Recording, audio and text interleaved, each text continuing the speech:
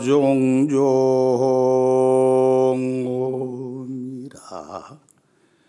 일체 세계 중에 무법이 부조로구나.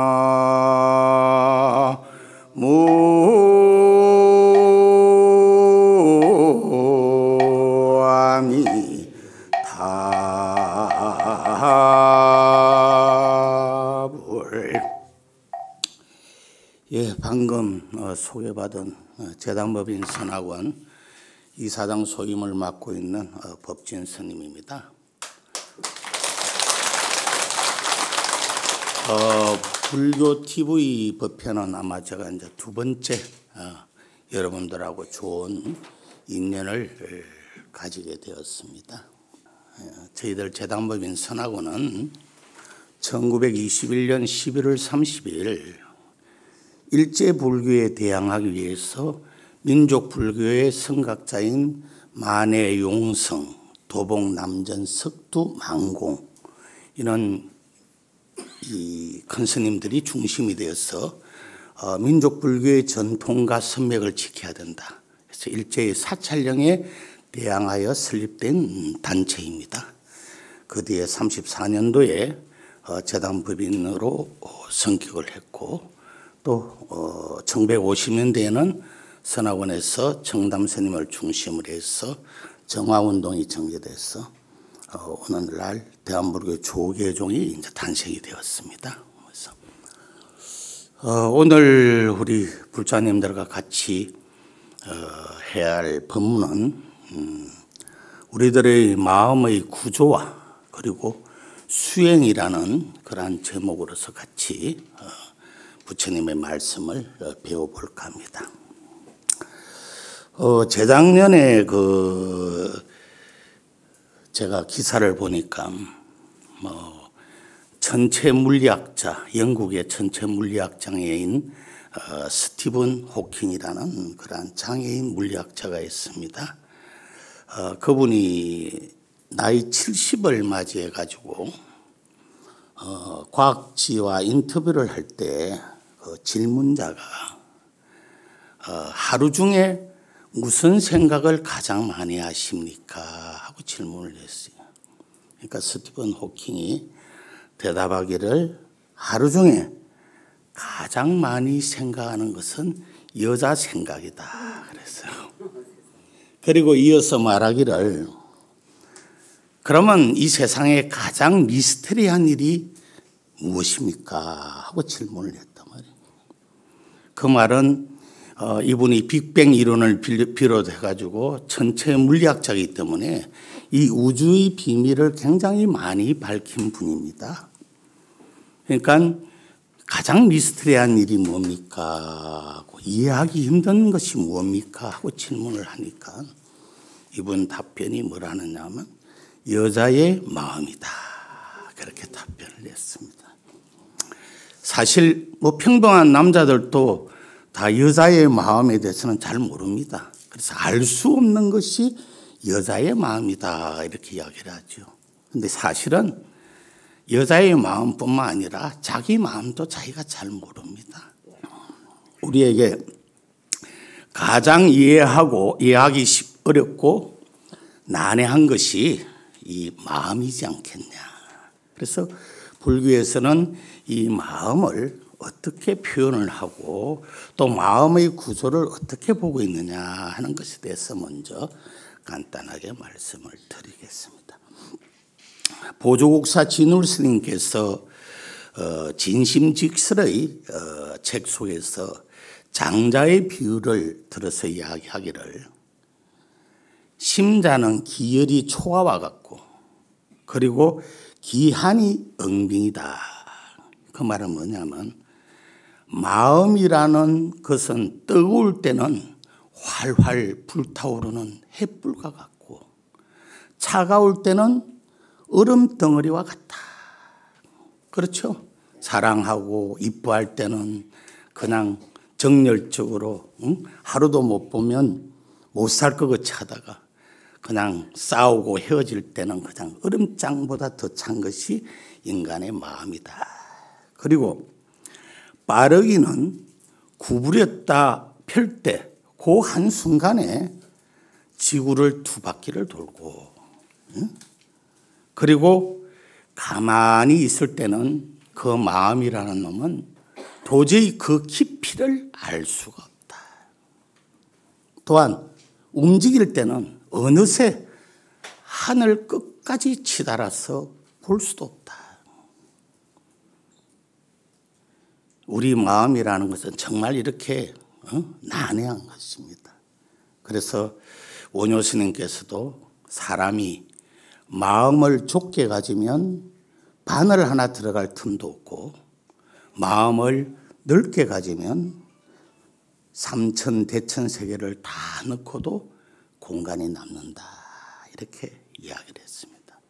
그래서 이 동양삼교에서는 우리의 이 한 마음을, 불교에서는 일심이다, 한 마음이다, 이렇게 표현하기도 했고, 유교에서는 태극이다, 이렇게 표현을 하기도 합니다.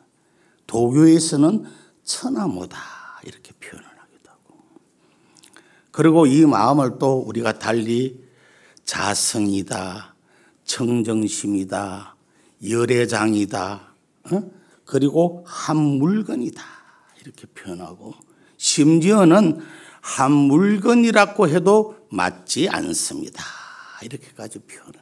얼마나 마음이 어려운 거면 이렇게 이제 표현이 굉장히 많습니다. 그래서 화엄경에서도 부처와 중생과 마음은 이 셋은 차별이 없다. 즉 심불급 중생이 시삼무차별이다. 마음과 중생과 부처는 차별이 없다. 우리가 흔히 깨달으면 부처라 그러고 미혹하면 중생이라고 이름을 합니다. 그러면 부처에게도 있고 중생에게도 있는 것이 뭐겠습니까? 마음이다. 마음. 그래서 우리가 마음이 미혹하면 중생이요, 깨달으면 부처이다. 그러므로 부처와 중생과 마음은 이 셋은 차별이 없는 것이다, 이렇게 이야기를 하고 있습니다. 그러면 깨달으면 부처고 미혹하면 중생이라고 했는데, 그러면 우리는 우리의 마음가짐이 어떤 상태에 있는가 하는 것이 굉장히 중요한 의미를 지니고 있습니다. 즉 미혹하면 중생이고 깨달으면 부처라 했는데, 지금 현재 나의 마음은 어떠한 상태에 있는가, 이 상태가 나의 존재인 것입니다, 사실은.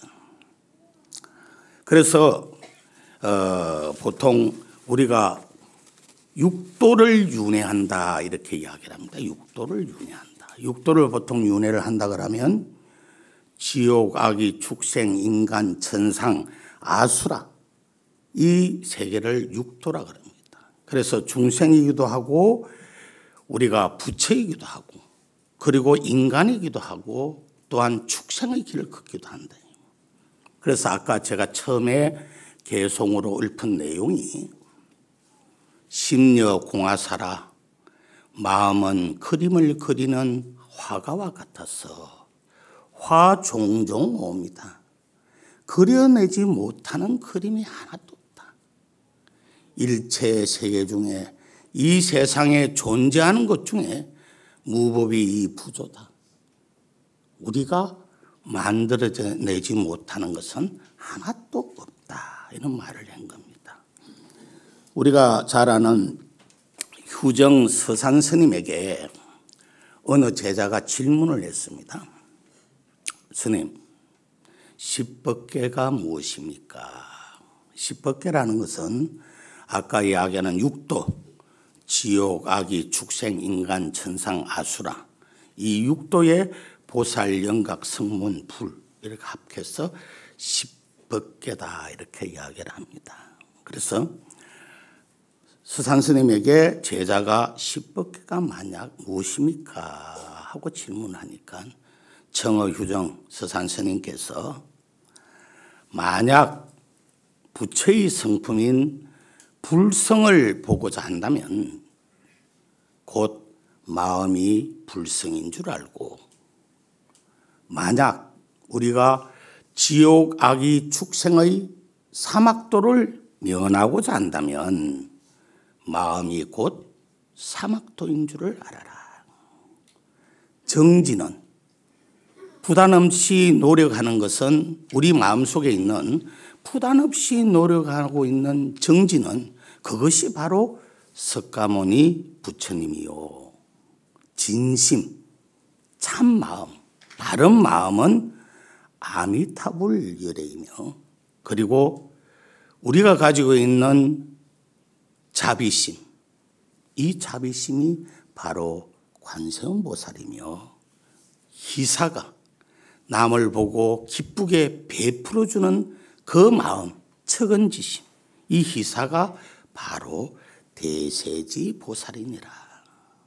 그러므로 진심이 분노하는 마음이 곧 지옥이고, 그리고 탐심, 욕심내는 그 마음이 바로 악의 세계이며, 지심, 어리석은 마음이 곧 축생이다. 그렇게 말씀을 했습니다. 그러니까 우리가 불교에서 지옥 중생은 진의 중생이다 그럽니다. 지옥에 가서 태어나는 사람은 누구냐? 진의 중생. 남을 분노케 하고 자기가 분노하면서 살아가는 자가 태어나는 곳이 지옥 세계다. 그럼 천상은 뭐냐? 천상은 부처님을 믿어서 무조건 천상에 태어나는 것이 아니라, 천상의 세계는 환희의 세계다. 남을 기쁘게 하고 자신이 기쁘게 살아가는 자가 태어나는 곳이 천상의 세계다. 그래서 이어서 서산스님께서 한 생각을 돌이키면 만법이 다 헛개비를 이루고, 또 헛개비를 이룬 그 한 생각마저도 놓아버리고 또 놓아버리면 옛날부터 전해오는 변하지 않는 천진면목을 볼 것이다. 이렇게 이야기했습니다. 즉 말하면 한 생각을 놓아버리면 참다운 불성을 볼 것이다. 이런 것을 보면 역시 극락도, 천당도, 인간도, 그리고 사막도도 모두 우리 마음이 지어내는 것이다. 이렇게 보면 되겠습니다. 우리는 마음을 보통 두 가지로 크게 구분을 합니다. 하나는 정심, 맑을 정자, 마음 심자, 깨끗한 마음. 하나는 망심, 번뇌의 마음, 분별망상의 마음. 이렇게 정심과 망심, 보통 두 가지를 분별합니다. 그런데 망심이라 하는 것은 결론적으로 분별망상하는 마음이고, 정심이라는 것은 자성청정심인 불성을 이야기합니다. 그러나 이 망심과 정심을 사실은 나누어서 우리가 분류해서 이야기를 하지만은 그 바탕은 물과 얼음과의 관계처럼, 파도와 바닷물의 관계처럼 근본 자리는 모두 이 정심에서 일어난 것이다. 이렇게 보시면 되겠습니다. 그래서 정심은 채, 근본 자리고, 망심은 용, 거의 작용이다. 이렇게 이제 보시면 되겠습니다. 그래서 보통 불교에서도 이 정심을, 맑고 청정한 자성 청정심을 규명하는 그러한 종파가 있고, 또 인간의 번뇌 망상을 분석하는 종파가 있습니다. 그래서 보통 인간의 망심의 구조를 주로 밝히는 종파가 법상종이라는 종파이고, 그리고 인간의 본래 마음이 청정하다고 생각하는 정심, 맑은 마음의 활동에 서라는 것을 중점으로 둔 종파는 화엄종이다. 그렇게 보시면 됩니다. 그러니까 법상종은 인간의 현실 문제를 분석하는 것이고, 화엄종은 우리가 이상적인 우리의 인간의 마음, 자성, 청정심에 대해서 말씀을 주로 하는 것이다. 그래서 법상종의 가르침은 주로 보면 우리 부장님들이 잘 아시죠. 유식설이 법상종의 가르침, 즉 인간의 번뇌 망상을 일으키는 마음의 구조를 단청 촬영하여 구분한 것이 팔식 사상입니다. 팔식. 즉 말하면 우리 인간은 안이비설 신이 이 육식과 말라식과 아레아식이라는 제8식으로 분류를 해서 인간의 번뇌 망상과 현실 세계에 대해서 설명을 하고 있습니다. 안이비설 신의는 뭐 잘 아시잖아요. 방금 반야신경 할 때도 안이비설 신의, 눈, 코, 귀, 혀, 몸, 이 감각기관을 통하여 색성, 향미, 촉법이라는 경계를 보고 일으키는 많은 인식의 세계를 이 육식이다. 보통 그래서 우리가 식이라 그러면 우리가 칠불 통계에도 보면 재앙막작하고 중성봉행하며 자정기하면 시제불교다. 모든 악행을 짓지 아니하고 모든 착함을 받들어 행하며 자정기, 스스로 그 뜻을 맑게 하는 것이 모든 부처님의 가르침이다. 그 뜻을 맑게 하는 것이 보통 이 육식을 이야기합니다. 육식은 보통 우리가 심리학에서 잠재의식이다, 무의식이다 이렇게 이제 표현을 하고 있습니다. 그리고 칠식이라는 것은 말라식인데 이 말라식은 자기애다. 사실 이 세상에 누구를 사랑한다 해도 가장 사랑하는 것은 자기 자신이에요. 그것을 바탕으로 하고 있습니다. 그래서 옛날에 어떤 학자는 그걸 설명하기를 어느 사람이 벼랑에서 자살을 하려고 섰는데 막상 절벽에서 떨어지려고 하는 순간에 옆에 절벽에서 돌이 탁 떨어졌다. 그러니까 놀래서 살려고 확 몸을 피해버리는 거예요. 그 순간에 죽으려고 하는 놈이 뭐 돌 맞으면 어떻고 뭐 안 맞으면 어때. 그러면 본능적으로 자기가 자기를 살려고 하는 그 욕망을 가지고 있는 겁니다. 그래서 자기애다. 그래서 그걸 말라식이라고. 마지막으로 이제 아레아식이라는 것이 제8식인데 그거는 장식이다. 그래 장식, 감출장자. 그러니까 우리가 한평생을 살면서 말하고 행동하고 생각하고 하는 모든 것이 하드디스크에 저장이 되는 거예요. 거기에 저장되는 것을 우리가 장식 아레아식이다. 그래서 이것이 윤회의 주체가 된다. 이렇게 이제 보면 되겠습니다. 사실 이 안이비설 신이라는 이 육식이 보면 다 자기 좋은 것만 쫓아가려고 그럽니다. 눈으로는 좋은 빛깔 쫓아가려고 그러고 코로는 좋은 냄새, 입으로는 맛있는 거 다 거기 쫓아가려고 그래요.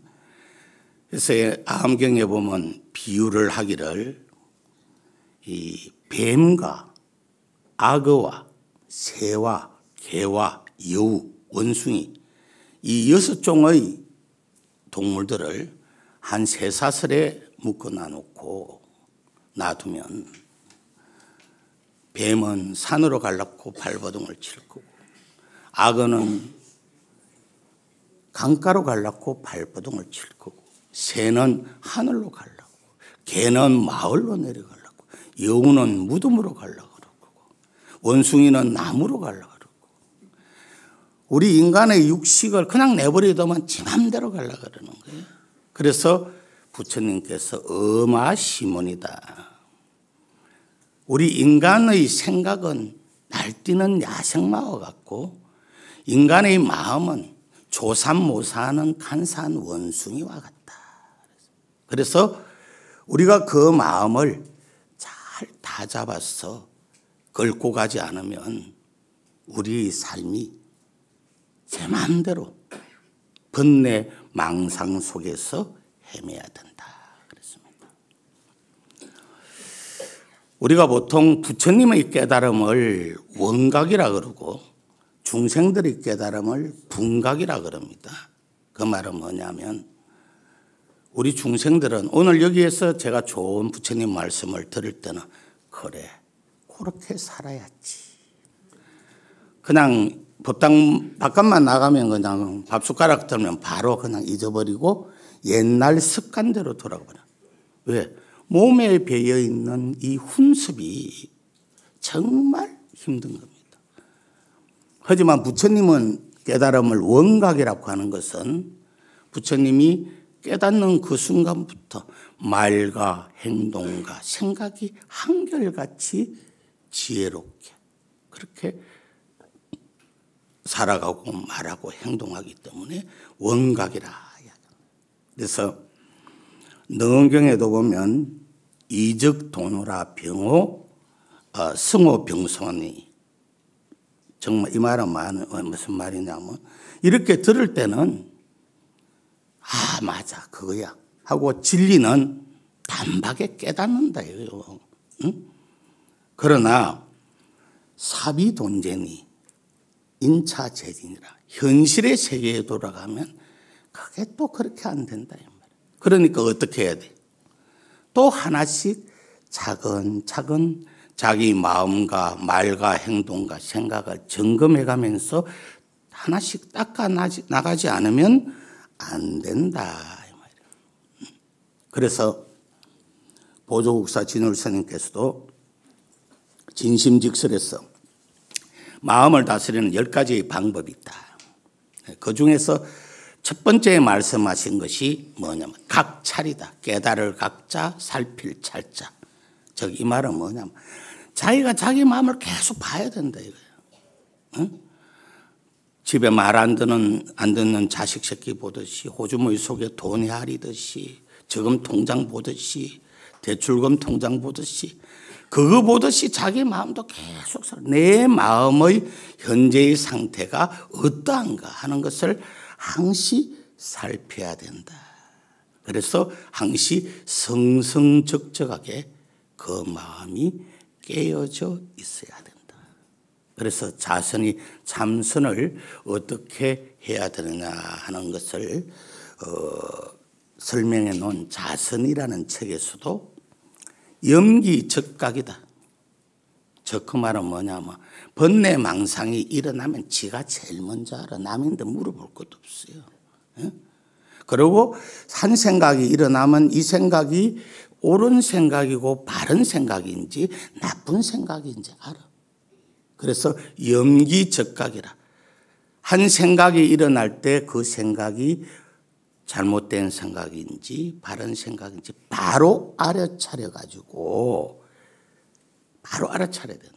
그러니까 자기 마음을 계속해서 각찰을 하고 있어야 알아차리는. 알아차려 가지고 탁 이거 잘못된 생각이네 이러면 각지적실이라. 그 자리에서 없어져 버려.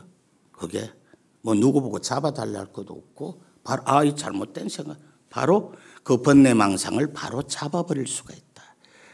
그것을 잡지 않고 나누면 그 한 생각이 두 생각이 되고 네 생각이 되고 나중에는 온통 머리가 번뇌망상의 마구니 굴에 빠져 있는 것과 같다. 그랬습니다. 그래서 항시 자기 마음을 잘 각찰, 항시 지키고 깨닫고 살펴야 된다. 두 번째는 정법 훈습이 사실 수행을 한다는 것은 수심입니다. 그 마음을 닦는 거예요. 수심. 그래서 마음을 닦는 것인데 정법 훈습이라는 것은 뭐냐면 맑고 깨끗한 가르침으로써 자신의 몸과 마음에 그것이 배이도록 해야 된다. 아까도 이야기했지만 이치는 한순간에 깨닫지만은 훈습은 하루아침에 없어지는 게 절대 아니다. 그럼 훈습을 없애려면 항시 맑고 깨끗한 거와 가깝게 해야 된다. 우리가 암경에 보면 부처님이 제자들에게 향산종이와 생선을 묶은 새끼에 대한 비유를 많이 합니다. 즉 제자들에게 저 종이를 주워와라. 그러니까 무슨 냄새가 나느냐? 향내음이 납니다. 그것은 향을 쌌던 종이니라. 저 새끼 토막을 주워와라. 무슨 냄새가 나느냐? 생선 비린내가 납니다. 그거는 생선을 묶었던 새끼다. 이처럼 우리가 다급생애로 몸에 하나하나 배어있는 이 훈습은 아까 6종류의 동물을 이야기했지만 걔들 가르쳐줘서 산으로 가고 강으로 가고 하늘로 가려는 게 아니다. 그게 뭐냐? 그 6가지 동물이 지 몸에 배어져 있는 훈습이기 때문에 그렇게 가는 것이다. 그래서 이 훈습을 밝히는 일은 아까처럼 한꺼번에 싹 없어지질 않아요. 그러니까 차근차근히 성현들의 말씀이나 부처님의 말씀이나 수행의 방법을 통해서 가르쳐야 돼요. 그래서 유교에서도 난이 피어있는 방에 들어가 오래 있으면 그 향기를 모르는 것 같고, 자반 가게에 들어가고 오래 있으면 자기도 모르게 그 냄새가 배어버리는 거예요. 그럼 남이 맡을 때 어떻겠습니까? 아우, 비린내가 난다. 이 훈습이. 그래서 우리가 그 훈습은 인차재진이다. 하나씩 항시 잘못된 생각이 일어나면 바로 찾고, 그리고 또 그 번뇌망상을 없애고, 그리고 부처님의 말씀이나 좋은 수행의 방법으로서 항시 그 훈습을 다스려 나가야 된다. 이런 이야기입니다. 전해법회에서도 제가 이 한국 불교의 전통적인 수행법에 대해서는 말씀을 드렸습니다. 근데 그러면 우리의 마음을 닦아 나가는 방법에는 정말 많은 방법이 있습니다. 무문해가의 말씀처럼 대도무문이요 천차유로다. 큰 진리에 이르는 길에는 문이 없다. 사실 우리가 어디를 들어간다는 것은 반드시 문을 통해 들어가는 겁니다. 절에 들어가는 것도 일주문을 통하고 해탈문을 통하고, 그 문을 통하면 입차문내자는 막존지혜라. 여기 들어오는 사람들은 아르마리의 분별심과 번뇌망상을 내지 마라 하는 문을 통해 가지고 들어갈 때 우리는 해탈의 문을 만나고, 그리고 또한 부처님의 세계를 만난다. 그래서 이런 여러 가지 수행법이 많이 있습니다. 그래서 불교에는 다른 종교의 가르침을 이단이라는 표현을 쓰지 않고 외도다. 바깥으로 좀 멀리 가더라도 돌아서 가지 거기에 진리가 없는 것은 아니다 하는 이야기예요. 그래서 이러한 천차유로의 많은 그러한 수행법이 우리에게 있지만은 한국 불교의 전통적인 수행법은 대략 크게 보면 4가지입니다. 하나는 경절문이다. 경절이라는 것은 뭐냐? 지름길이다. 지름길. 다른 말로 하면 뭐겠어요? 참선문이다. 참선문. 이 참선 수행은 직지, 인심, 견성, 성불을 목적으로 하는 겁니다. 그렇기 때문에 직관적인 거예요. 뭐 논리, 사리, 분별을 떠나서 자기의 마음을 직관, 자성, 청정심인 불성을 바로 직지인심, 그 마음을 바로 가리켜서 견성, 성불을 하는 것을 목적으로 삼는다. 그 다음에 이제 대표적인 수행의 방법이 원돈문이다. 원돈문. 이 원돈문이라는 것은 전통적으로 화엄교학을 바탕으로 해서 전개되는 부처님의 가르침을 원돈문이다 그래요. 다른 말로 하면 강경문이다. 그렇게 이야기합니다. 세 번째가 이제 정토문이다. 정토, 극락정토, 정토문이다. 다른 말로 하면 연불문이다. 이렇게 이제 이게 보통 산문 수업이다. 세 가지 문을 통해서 부처님의 세계에 들어가는 가장 빠른 문이다. 그래서 아까 이야기한 경절문, 참선문은 직관적이라고 한다면 원돈문, 즉 강경문은 이성적이고, 그리고 정토문, 연불문은 좀 감성적인 수행의 방법이다. 그래서 자기에게 맞는 수행, 또 하나의 이제 수행법은 진언 수행이 있습니다. 진언 밀교 수행법이 있다. 그래서 보통 우리가 이렇게 크게 보면 네 가지로 나눌 수가 있는데, 한국 불교의 대표적인 수행법은 참선문과 강경문 그리고 연불문을 통해서 대도 부처님의 큰 가르침에 들어가는 그러한 첩경이다. 이렇게 이제 이야기를 하고 있습니다. 그래서 불교가 다른 종교와 달라서 수행의 종교입니다. 그리고 불교에서 부처님께서 말씀하시는 깨달음이라는 것은 그 깨달음이 출가자의 전유물이 아니고 어느 누구나 일체 중생은 시류불생이다. 모든 중생들은 모두가 다 부처가 될 수 있다 하는 그러한 일반경의 말씀처럼 우리가 이거는 출가와 재가가 없다. 그래서 참선문, 강경문, 연불문 이러한 수행의 방법을 통해서 우리 불자님들이 모두가 다 깨달음의 세계에 들어가고 부처의 세계에 들어가고 평등과 지혜와 복덕의 세계에 들어갑니다. 역사적으로도 재가 불자가 깨달은 분들이 굉장히 많습니다.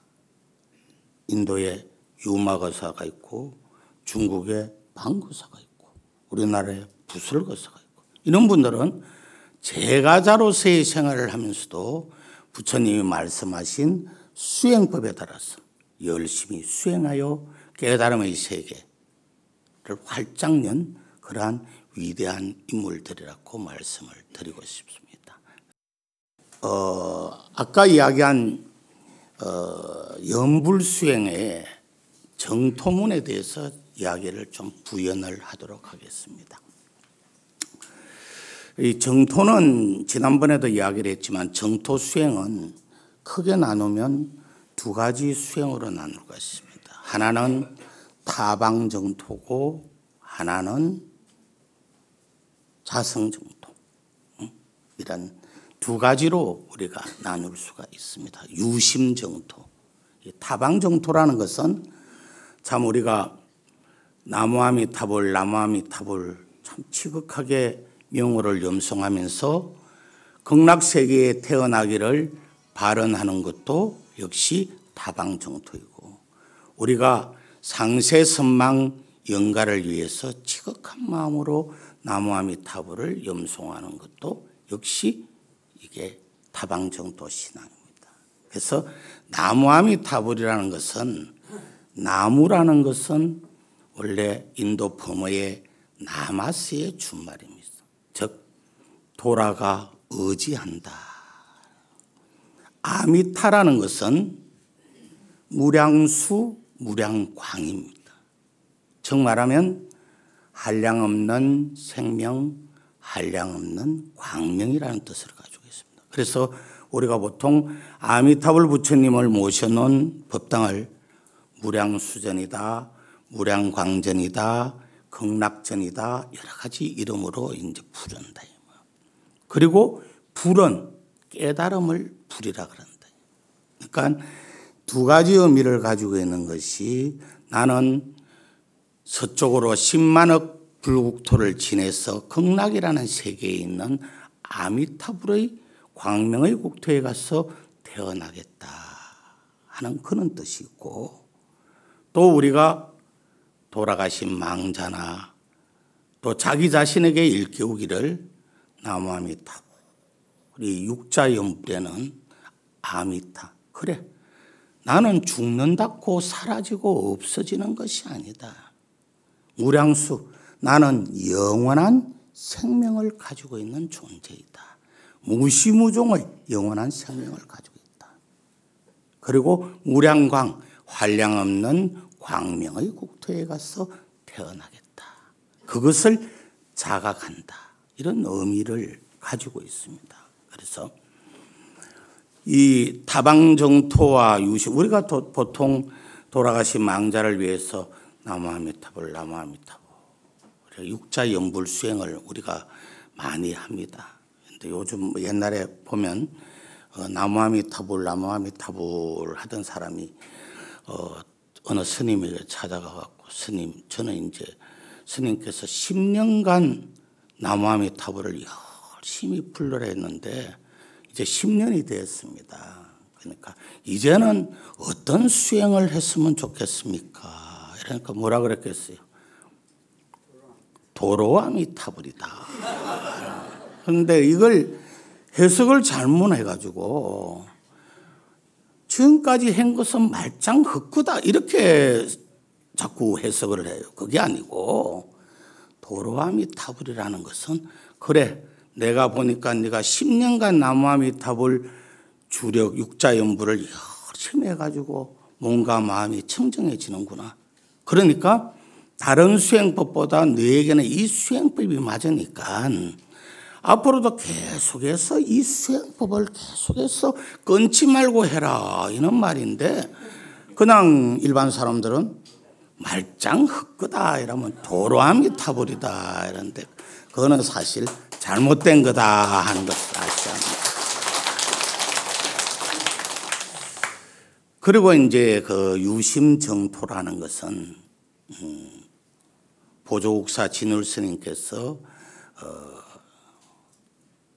남기신 시에 보면 아미타불 제아방, 아미타불 부처님은 어디에 계시는가? 착득심두 절망망이라 마음속에 깊이 새겨 그 명호를 잊지 아니하면 염도염궁 무념처라, 생각과 생각 끝이 무념처에 이르르면 육문상방 작은강이다. 6가지 문, 6가지 문이 뭐겠어요? 아니비설 신이 내 염불을 하는 이 염불 행자의 눈, 코, 귀, 혀, 몸, 생각에서 육문상방 작은강이다. 자색 금빛 강명을 녹을 것이다. 그러니까 즉 나무아미타불을 부르는 사람이 바로 네 자신이 아미타불 부처님이 되는 것이다. 그래서 이거는 나무아미타불, 그래서 거기 염도영궁 무념처, 생각과 생각 끝이 무념처에 이르는 거. 이게 뭐냐면 삼매다. 삼매. 그래서 참선 수행을 하는 사람은 선정삼매를 거쳐야 되고, 부처님의 경전을 읽고 가르침을 배우는 사람은 강경삼매, 독서삼매의 과정을 거쳐야 되고, 그리고 염불을 하는 사람들은 무슨 삼매? 염불삼매의 과정을 거치면 바로 그 사람들이 육문상방 작은강, 그 사람들이 바로 스스로 부처가 되는 것이다. 그래서 그걸 유심정토다 그렇게 이야기를 합니다. 자, 각자 아까 제가 이야기한 경절문, 원돈문, 그리고 강경문, 강경문, 염불문, 진엄문, 이러한 문을 하나씩 가지고 항시 그 문을 통해서 수행을 함으로써 우리 불자님들이 모두 다 부처가 되기를 기원하면서 법문을 마치도록 하겠습니다.